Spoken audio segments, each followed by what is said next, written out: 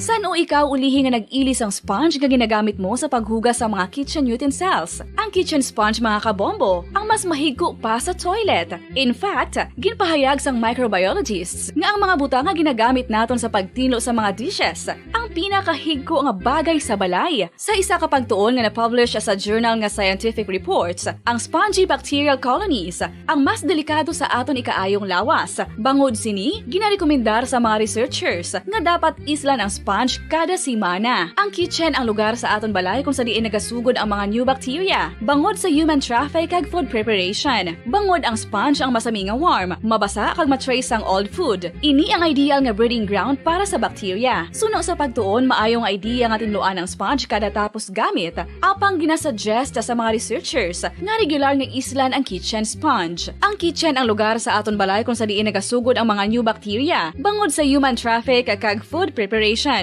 Bangod ang sponge ang masami nga warm, mabasa, kag may trace ang old food. Ini ang ideal nga breeding ground sa para sa bacteria. Suno sa pagtuon, maayong idea nga tinluan ang sponge kada tapos gamit. Apang ginasuggest sa mga researchers nga regular nga islan ang kitchen sponge. Mga kabombo, madamo gid ang pagkaon apang ano bala. Ang dapat himuon kung may matabo sang suspected foodborne illnesses. Kung may matabo nga suspected foodborne illnesses, dapat i-preserve ang mga ebidensya. Kung may bahin sang suspected food nga nabilin, taguon ini. Putson sang maayo kag ibutang sa freezer. Magpabulong sa gilayon. Kung ang sintomas nagapadayon o kung nagalala, gilayon nga magkadto sa doktor agod magpakonsulta. Hindi man magkalipat nga i-report ang insidente sa local health department. Mga pamaagi para mangin matinlo kag safe ang aton mga pagkaon. Ipabilin nga matinlo ang palibot. Isiparar ang hilaw sa naluto ng mga pagkaon. Lutuon sang maayo ang mga pagkaon nga dapat lutuon. Taguon ang mga pagkaon sa safe nga temperature. Depende sa kinahanglan sang klase sang pagkaon. Maggamit sang safe nga tubig kag raw materials.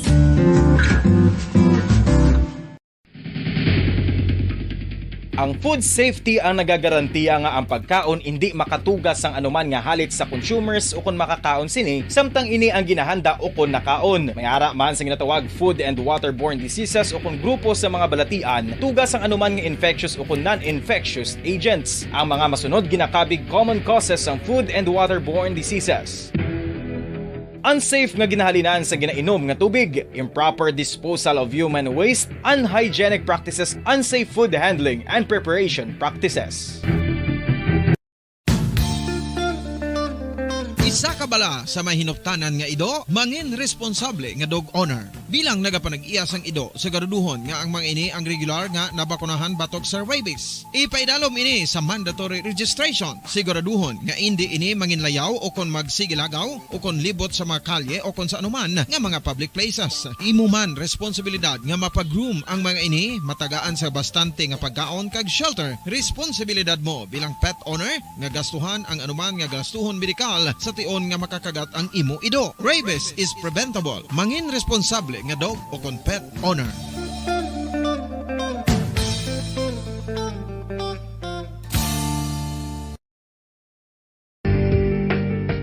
Kinahanglan mo bala nga mag-recharge? Hindi mo na kinahanglan nga magsalig pa sa caffeine. Bangod ang pag-power nap ang makapaboost sang memorya, cognitive skills, creativity, kag energy level. Ang power nap o kon cat nap ang pagtulog sang malipot nga oras kag may tinutuyo nga i-revitalize ang isa ka persona. Masami ini nga nagadugay sang 15 tubtob 20 ka minutos ginahimo kun udto o kun hapon. Santo sa pagtuon, mas mangin alerto ang isa ka persona kung maka-power nap ini. Nagapabuhin man ini sang stress kag nagapa-improve sang cognitive functioning. Isa ini kapamaagi agud nga ma-refresh ang utok sang tawo kung ginakapoy. Bagluwas diri, nagapanubo man ini sa risgo sang heart disease.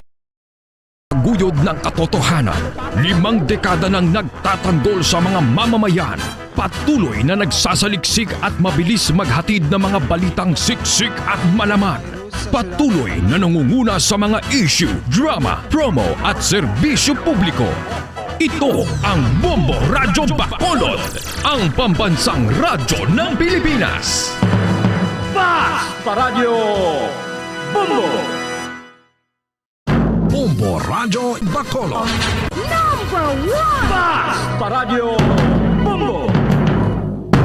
Oras sa Bombo Radyo Philippines Standard Time, 43 minutos ang nakaligad sa takna alas 9 sang gabi. Maayong gabi Pilipinas, Western Visaya, syudad sang Bacolod kag probinsya sang Negros Occidental. Nagapangalagad na ang bombohanay sa gabi. Dito sa DYWB Bombo Radyo Bacolod, 630 kHz frequency sang inyong mga radyo. Adlaw kita sang Biyernes, thank God it's Friday mga kabombo, pet sa 4 sa bulan sang Marso, sininga tuig 2022. Kag sininga gabi inyo mangin kaupod, Bombo Jairi de los Reyes. Aton dira ginabi-abi mga nagapamati sila mga puluyan, ilabi na sa mga naga-tune in sa 630 kHz, sumalin sign on, tub-tub sign off. Subong man sa aton mga kabombo nga naga-drive no, nagapamati sa radyo sa ila mga salakyan samtang nagabiyahe. Kag sa mga nagatutok man sa aton nga Facebook Live, kag sa aton nga live stream sa YouTube, hindi gid magkalipat nga mag-like kag mag-subscribe.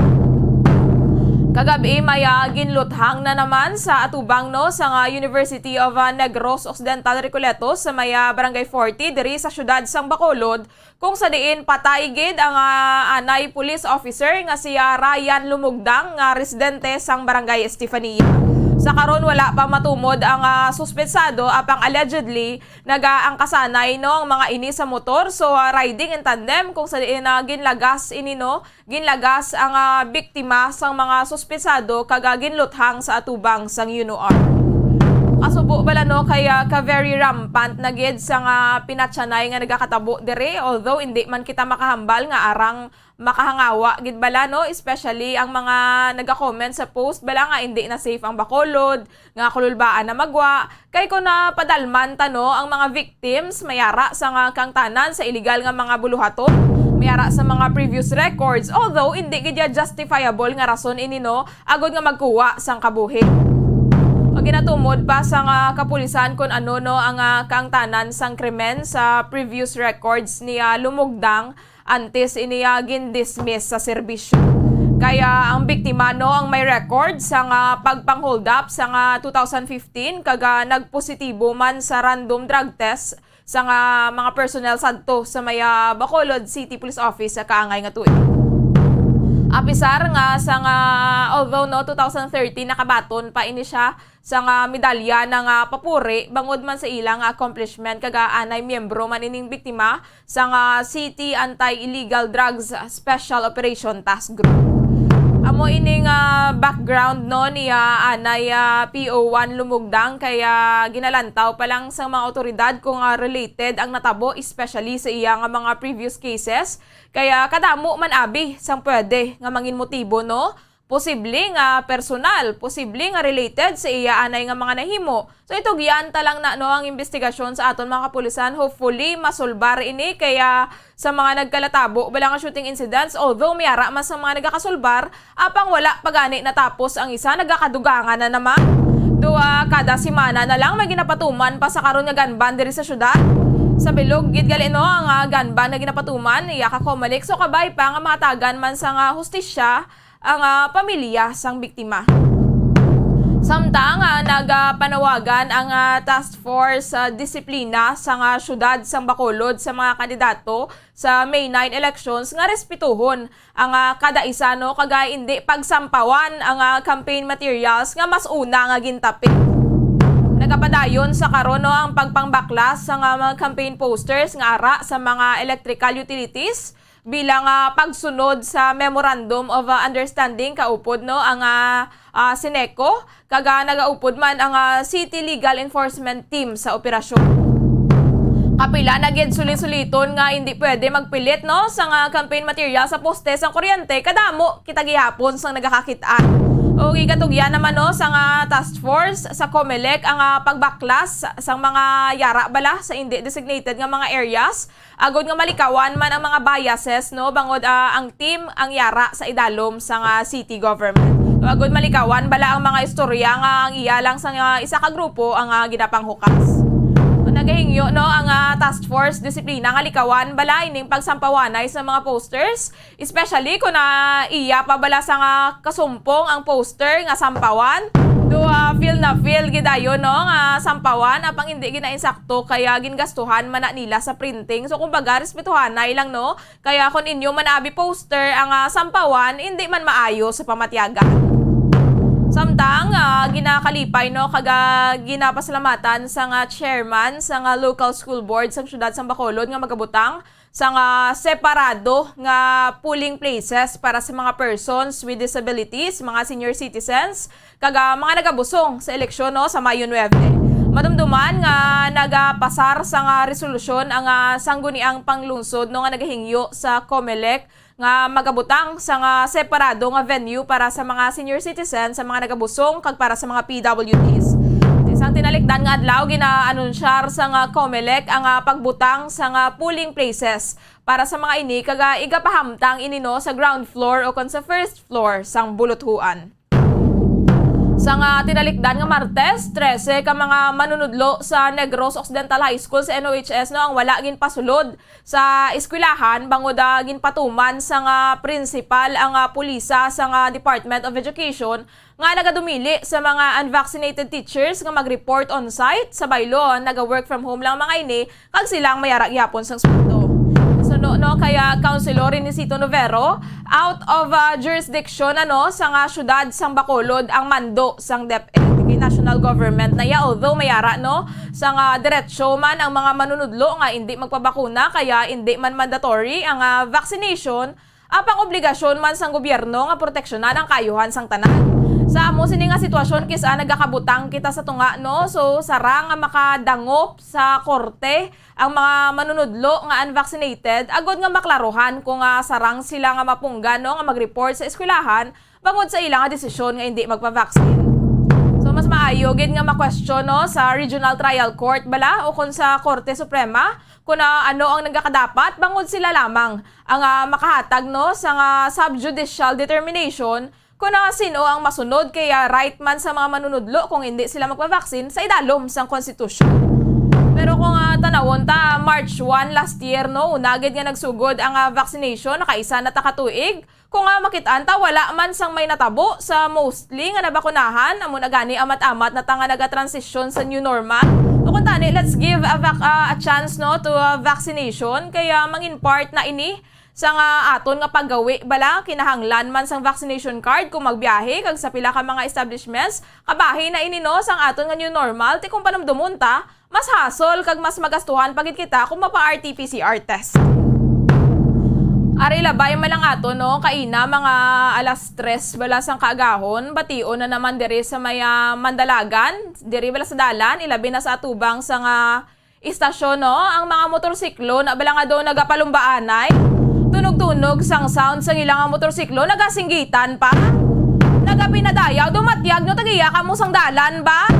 Actually, last year, no, may mga amo manido halos sa kadagabi bala, dayo na naunta to siya, mga pila ka man siguro.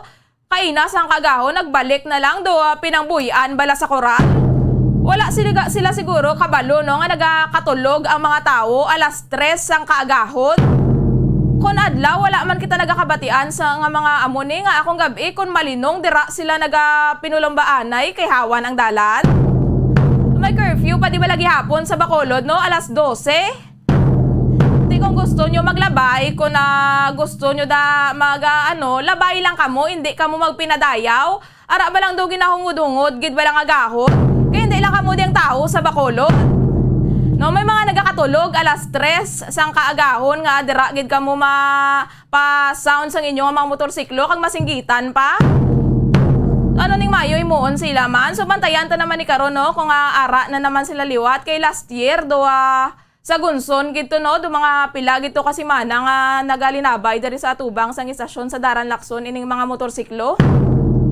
Dugay-dugay aton man checkero ng mga balita nga natipon sang patrol kaya Bombo Lianizil Minardo tuhoy sa pahayag no sa pinuno sa Department of Foreign Affairs tuhoy sa website controversy sa mga magpa-appointment na bala para sa renewal sa passport. Kaga ang Binalbagan Municipal Police Station nagapatigayon man sa simultation exercise sa lugar kung sa diin na may ginpatigayon nga o kung sa diin na nagluntad no ang ambush. Kagamayari kita diri mga panawagan, no, mga kabombo, kung sino man ang nakakita sa passport ni Dayanan Christy Mendoza. Kung Christy Mendoza Dayana, no, nawigit ini sa jeep nga nagabiyahe Libertad Mandalagan. So palihog lang message diri sa amon o kung palihog lang dulong diri sa istasyon sa Bombo Radyo Bacolod ang passport ginapanag-iyahan ni Christy Mendoza Dayanan. Nawigit ini siya sa may Libertad Mandalagan nga jeep kaga manuglakat na ini siya sa March 21. So, sa makakita dira palihog lang, no, message diri sa amon nga Facebook page o ko na sarang nyo ina nga madulong sa istasyon sa Bombo Radyo Bacolod. 54 minutos ang nakaligad sa Taknalas 9 sang gabi. Singation ato na checkeron ang mga balita nga natipon sang patrol kaya Bombo Liani Zil Minardo. Bombo Liani, please come in.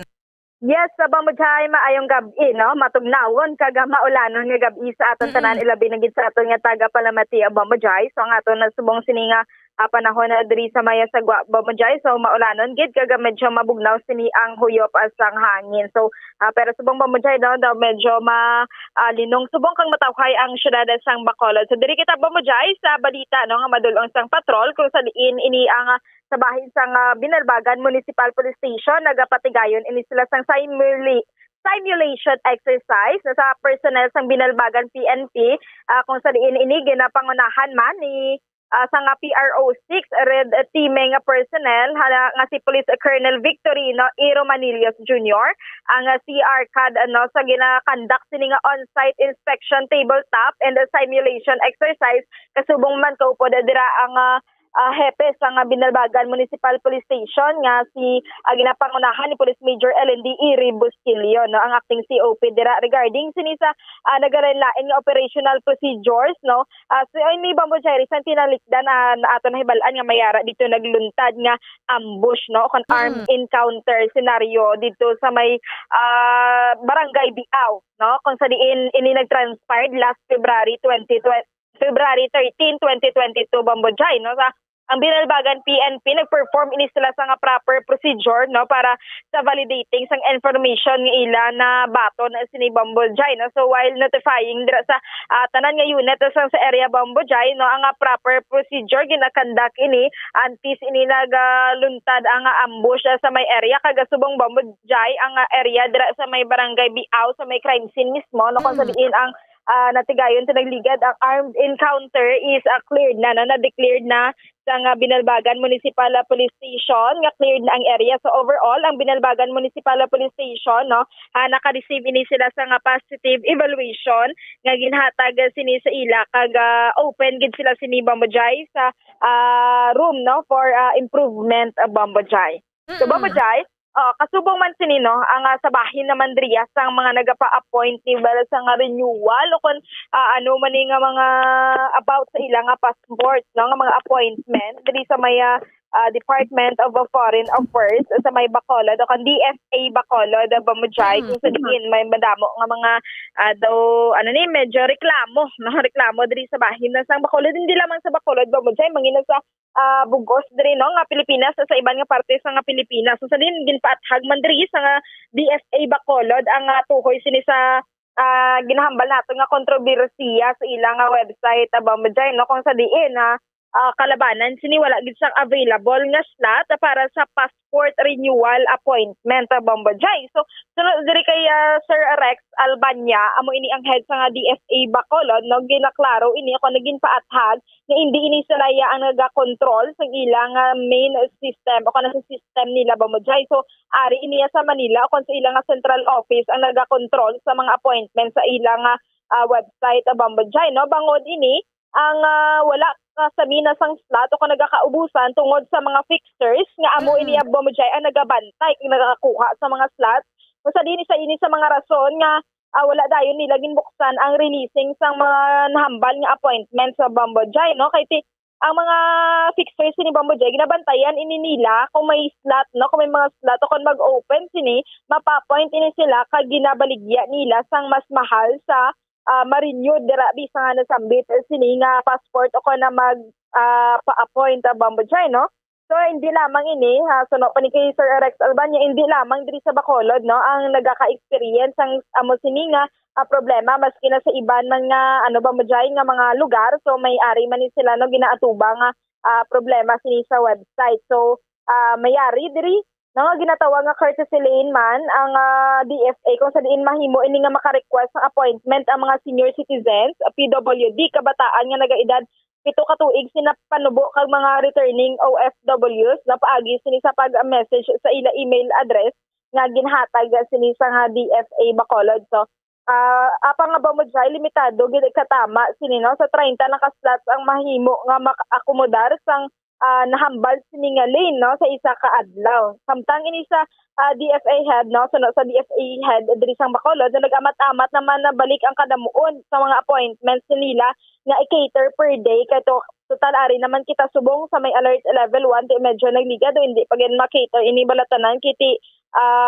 amaning nga balatan nga hindi pwede gid makatpadamo o kon dapat may social distancing kag limitado katama lang ang cater. Pero sa second quarter sa sini nga tuig no nakatakna ini ako nakatalana naman nga buksan ini sa nga hensya sa DFA ang ginahambal nga TAPS o contemporary offsite passport site kung sa diin maka-akomodar ini sila Bambojay 300 to 500 ka appointments no kada adlaw sini Bambojay. So kung nagligad do 100 to 150 na sila subong 300 to 500 na kada adlaw nga para lang ini Bambojay makapa-renew sila sa passport. So subong Bambojay ang DFA nagapangayo gid ini sila sa nga pasaylo no na regarding diri sa problema sa ilang website kag nagapangayo gid sang malawig pang pasensya no sa publiko nagahingyo gid nga kinahanglan labaan pag ang pasensya sini nila Bambojay kaya amo ni hindi man sila perfect gid no kag kung ang appointment system is bisyo kag hindi man sila ang naga-controller sini. So may ara man sila paghimuon ng mga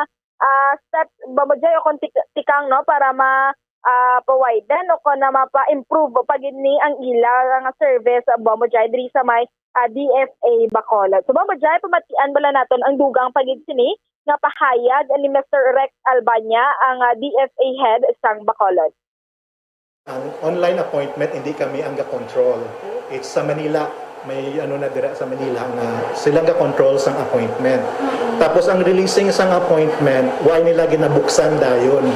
So just like for subong sa March, ang first week sang March ang last week lang sila nagbukas kay nga tungod sa siguro ata ko din sa imo, ang may mga setter or mga fixer ang ginahimo nila ginabantayan kay ginakuha ang mga appointments tapos ginabaligya nila on a higher price. Amo na gali kami ang nasalaan nga fixer or anything wala kami gidya control sa appointment na unless nga may ginatawag kami nga courtesy lane. Ang courtesy lane na pwede na diri sila mapa-appointment online man gihapon for senior, PWD, minor 7 years old and below. Hindi online appointment may ara na kami nga email address nga may email sila request for an appointment kag tapos ang OFW nga mga returning OFWs nga within 1 year nakapuli pwede na sila data request pero ina-limited lang na presa sa amon diri 30 lang na slots per day.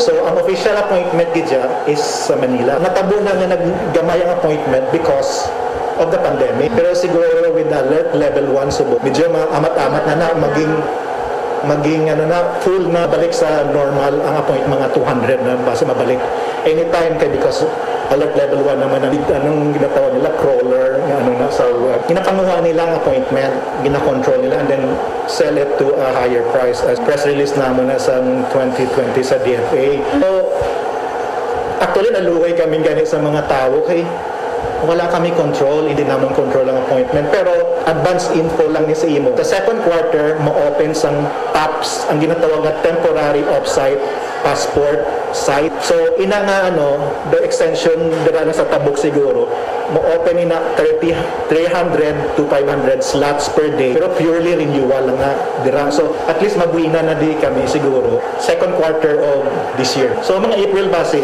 hopefully amo lang na advance info. So with that hopefully makabulig na 300 appointments additional diri sa Bacolod amo na pero sorry gid nga pero hindi amon sala actually hindi naman control ina kay kami ang ginabasol kay why kami comment sa media or sa sa mga Facebook or anything to answer that. Manila, we also already brought that up sa ILA, pero they're doing their best to siyempre simplify ang system, pero it takes a lot of time siguro to adjust system. So pero ang siling ko sa mo kay na makabulig ang top. So kung ma-open additional 300 appointments per day. So makabulig na. Ang returning ATWs na gina-cater sila, magkadto sila day. Basta napakita lang sila nga urgent, tapos mabalik. May mga case-to-case kita nga basis nga needs na madulaan sa contract, gina-cater na nabiligan. Damo na di ka kadto, wala lang namang ginamba sa mga tao. Kahit siyempre masabi nila, anytime pwede maka-walk-in. Pero ang iba niya nga, grabe, gadya nga, kinang makabalik sila dati. May obra sila dito. Ginabuligan man namon ang sila sa muna nga sitwasyon. Gina-report namon sa NBI, maano nati, I think NBI na ang maano sa ila, gina-survey nila ang mga kabudlay kahit kisa mag-identify sa mga fixers kaya hindi natin malagas. Nagwaan na sila sa mga balay nila, ibang mga fixers sa Manila, pero control nila ang whole Philippines nga mga appointment. Isang kaso against sa sini nga suspetsado. Bombolyani. Yes, sa Bambojay. Sa Bambojay, nabatian natin natang pahayag sa nga DFA head sa Bacolod. So, amo na Bambojay, no? So, gapangayo gid sila sini ako nagahinyo sa nga pasensya kag gamay lang gid no nga pasensya diri sa may mga nagapa-appoint para sa ila regarding diri sa renewal sa ilang mga passport sa Bambojay. Bangod gini gali Bombolyani sa mga fixers, no? Hindi niya gali bangod bing may problema sa ilang system o kung sa ilang technology, kundi bangod sa mga fixers nga nagabantay gid bala no kag amo ang nagakuha sa appointment. Yes, correct na Bambojay kiti ang matabo sina kung may kuwaon sini sa nga slot be, no? Ipa-appoint sini sa mga fixers, so bayra na ni binila nga daan niya kag ibaligya pag nila, no? Ipa-sell pag nila sa mahal pag sini sa magusto man nga magkuha sang slot o kung mapa-appoint ang Bambojay. Bawo ka mga tunto, no? So dapat Bombolyani agod mauntat balang amo sini nga mga ginawi sa mga fixers, dapat wala sila blasang customer, no? Wala sang may matangkilik sa ila. Yes, correct no? Kay ti unfair man sa iban, galing kiti amo na kung ikaw nga galagas ka man sinisang imo Bambojay nga mapa-appoint ka, so bantayan mo gid kung saan ini mag-open ang ilang website, no? Para kapahingagaw ka manikwa sang slot. Kay kung magpabuyan-buyan ka man, so amo ni ang mga fixer gahingagaw man ni sila Bambojay no nga makakuha sila sa nga madamo nga slot para mabaligya nila kay kadako man sa nga ginansya diri no sa bahin sa mga fixers ni Bambojay kag diri sa may second quarter sini sa nasambit no base maka 300 to 500 ini ang ilang makater, so kaluy-an na Bambojay. So amo na tingwaan na lang gid sa DFA no nga mapa-okay pag ini ang ilang services sa mga gusto magpa-appoint sini Bambojay. So amo na sa mga kabombotan, hindi lang sila magagay anay post sa Facebook nga daw ginabash ang DFA, no? Kaya yes, may mga rason man kung nagakatabo ini gali. Yes, correct na Bambojay. Kaya hindi man sila nagka-control gid sinisang system, no kagalimitado katama ang mga slots nga ginahatag sini Bambojay. So Bombolyani, kamusta dira sa karon ang sitwasyon sa nga syudad sa Bacolod? Kamusta ang lakat sang trapiko? Yes, sa subong nga Bambojay, so medyo madamo pagyapon makita kita nga mga salakyan no nga pakadto pa kari kag medyo gatalithi pa sa gihapon ang panahon subong na maulanon gid. So halong-halong na gid sa aton nga mga kauturan Bambojay nga naga-drive, especially sa mga may madulom nga areas ang nagamotorsiklo gid Bambojay kay do kadelikado sini sa ilaya. So sok-sok gid sang helmet kay sapatos kung nagadala sa nga motorsiklo. Sige Bombolyani, madamo gid nga salamat.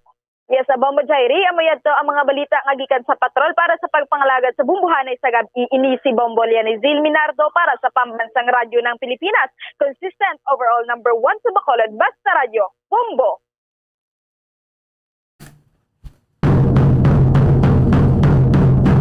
Madamo gid nga salamat kay Bombolyani Zil Minardo sa mga balita nga natipon sang patrol. So amo mga kabombo nabatiano ang payag sa nga pinuno sa nga Department of Foreign Affairs Bacolod, no, si Sir Rex Albania nga hindi nila kontrolado ang system, no. So ini bangod nga may mga nagabantay na nga daan balauna, mga fixer, no, nga amo ang nagapa-appoint o nagakuha gid gilayon sang slot agud ibaligya sa mas higher nga price. Tani may muan man sa pamaagi agod nga mapungga no ining mga fixer bala. Although mapudlay kid kaya hindi man na nila kontrolado abi kag hindi man nila mabalaan kung fixer ni ining mga pa-appoint sa ila. Pero amo na hindi natong pagtangkilikin bala no ining mga fixer mag-agi kita sa legal nga proseso.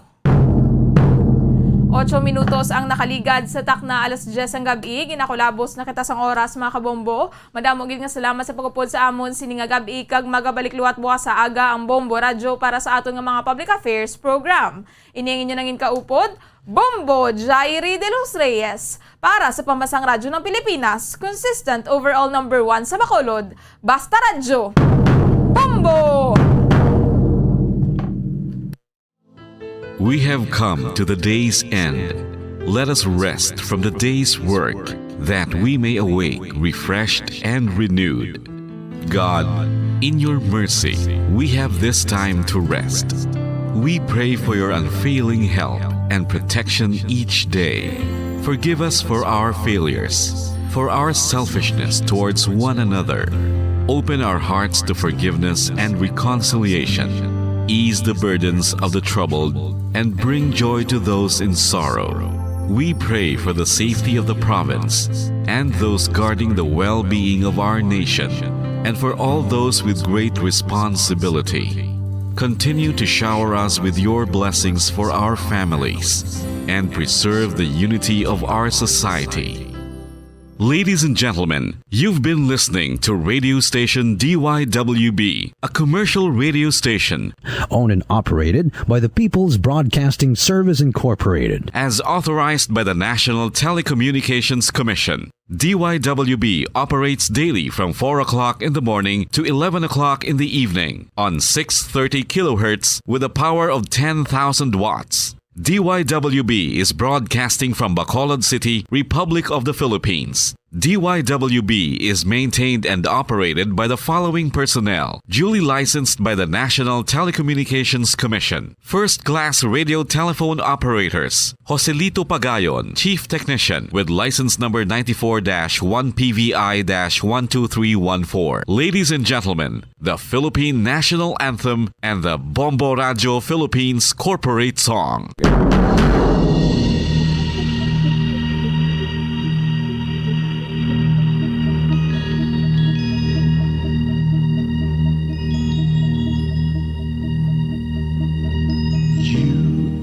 The reason why this network is on, we're standing together so loud and so clear, and on your radio we aim not just fun, we're here for you with our great big helping hand.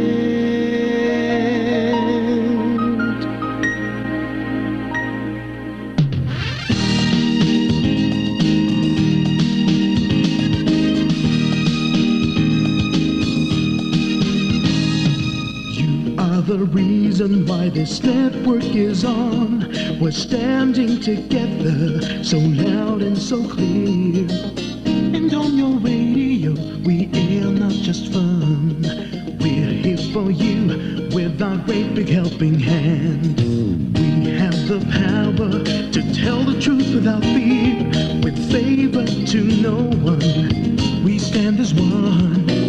Turn on your radio and stay where you are. Listen to the Bombo and we'll take you near or far.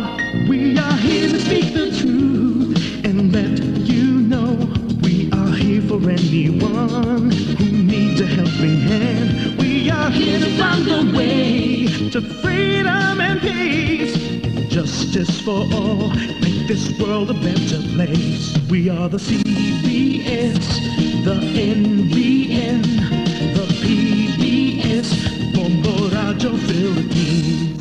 Listen to the voiceless with no acts of arrogance, with candor and politeness. We are pledged to everyone. We dedicate ourselves, our fortunes, our lives, no matter what it takes, no matter what is sacrificed. We are here to speak the truth and let you know we are here for anyone who needs a helping hand. We We are here to find the way to freedom and peace. Justice for all, make this world a better place. We are the CBS, the NBN, the PBS, Bombo Radyo Philippines. Bombo Radyo is here for you, to let you know what's new.